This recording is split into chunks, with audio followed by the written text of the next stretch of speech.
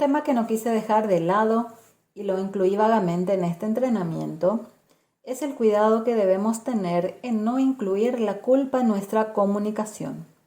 Y aquí doy un ejemplo muy común en donde muy pocas veces se analiza el impacto que puede causar una frase aparentemente inocente, pero que en el fondo conlleva una carga de culpabilidad hacia el interlocutor. Y son frases que muchas veces hasta los padres utilizan para comunicarse con sus hijos. Por ejemplo, papá y mamá están muy tristes por las malas notas que sacaste en la escuela. Aquí el mensaje encubierto detrás de esta inocente frase es que del proceder del niño depende la felicidad de sus padres. Se dan cuenta que al tomar conciencia de este hecho, se pueden imaginar la carga de un niño que crece creyendo que de sus acciones dependerá la felicidad de sus padres. Por ello, la invitación es que tomemos conciencia de los mensajes detrás de las palabras expresadas, sobre todo con los niños, que son como esponjas y absorben sin filtro todo lo que escuchan de sus progenitores.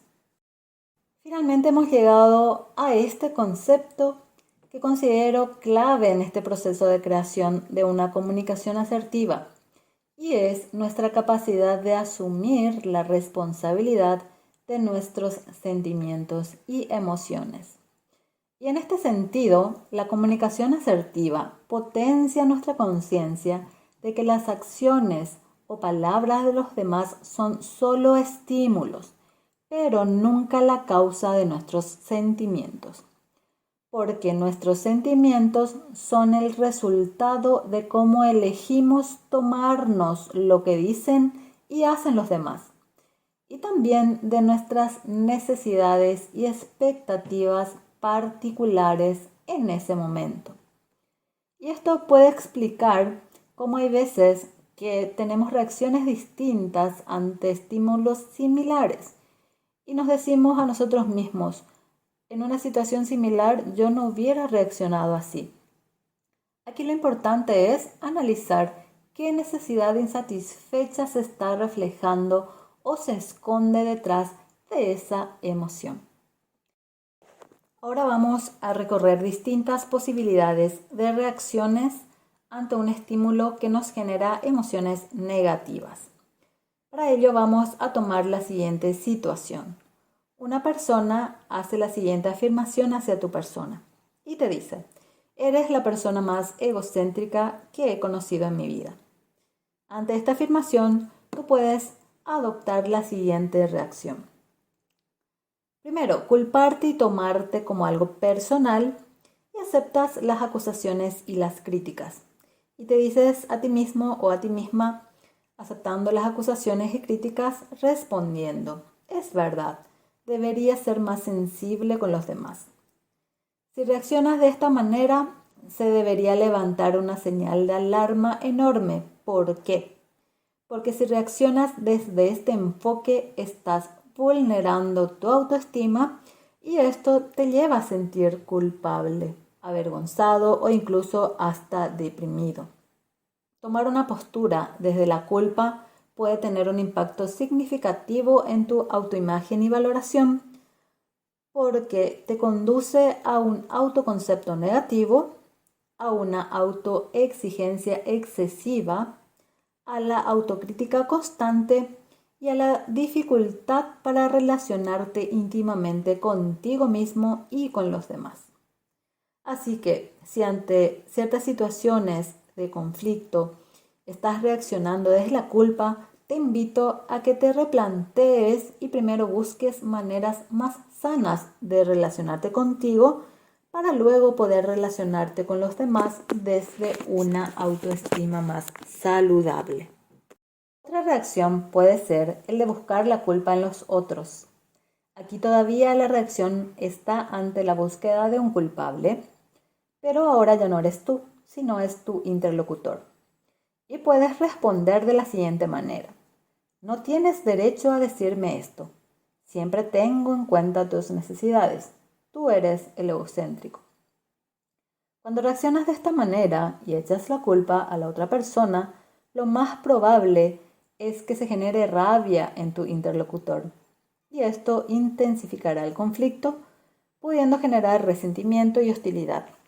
Además, puede generar rupturas en la confianza y la empatía hacia los demás. Por consiguiente, se cierran las posibilidades de diálogo y así de llegar a un acuerdo ante una conversación. Una reacción que se aproxima más hacia una conversación asertiva puede ocurrir cuando ante una frase acusatoria como «eres la persona más egocéntrica que he conocido en mi vida», en vez de reaccionar desde la culpa hacia ti o hacia tu interlocutor, puedas utilizar la situación para trabajar tu interior, buscando percibir tus propios sentimientos y necesidades. Podrías responder a la siguiente frase como sigue. Cuando me dices que soy la persona más egocéntrica que conociste en tu vida, me siento herido o herida, porque yo querría que reconocieras los esfuerzos que hago para tener en cuenta tus preferencias. En este ejemplo, puedes ver cómo hacer uso de una conversación difícil o conflictiva desde el diálogo neutro hacia el otro. Esto con el objetivo de ayudarte a comprender tus emociones y sentimientos en ese momento. Al centrar la atención a tus sentimientos y necesidades, podrás tomar conciencia de que te has sentido herido en esas circunstancias y esto se debió a la necesidad de ser reconocido por los esfuerzos que estás haciendo, por ejemplo. Y por último, puedes avanzar más en la comunicación asertiva, no solo buscando comprender tus emociones y necesidades, sino que puedes ir más allá y buscar percibir o permitir que se expresen los sentimientos y necesidades de los otros. Aquí podrías responder, por ejemplo, ¿te sientes herida o herido porque necesitas que se tomen en cuenta tus preferencias? En esta manera de reaccionar y responder, aceptamos la responsabilidad que nos corresponde y reconocemos las necesidades, deseos, expectativas y valores del otro, pero no nos hacemos cargo de ellas. Y así hemos recorrido 4 enfoques de reacción, caminando desde las menos edificantes en los procesos de fortalecimiento de nuestra autovaloración hasta las más abiertas, empáticas para con el otro, pero sobre todo para contigo mismo. Ahora nuevamente te invito a que hagas stop y vayas a tu cuaderno de actividades y hagas la práctica de la expresión de los sentimientos como un ejercicio que te ayudará a cambiar un enfoque de autojuzgamiento hacia una mejor comprensión de tu mundo emocional.